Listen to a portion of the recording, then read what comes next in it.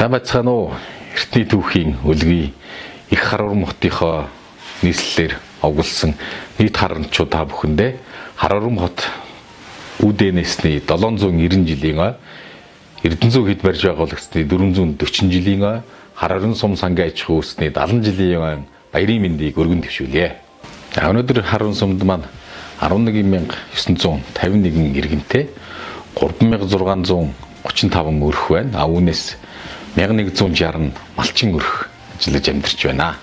За төрийн болон төрийн өмчт 29 аж ахуй нэгж үйл ажиллагаагаа явуулж байна.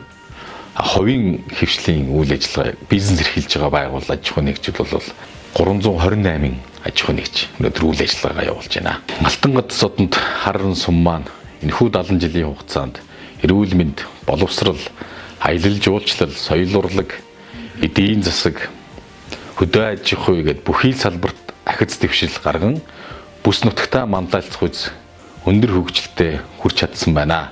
Энэ бүхний ард үе үеийн сумын удирдлагууд, ахмад буурлууд, нутгийн зан олон та бүхний маань нөр хөдөлмөр, нутгаа гэсэн чин сэтгэл ард нь оршиж байсан.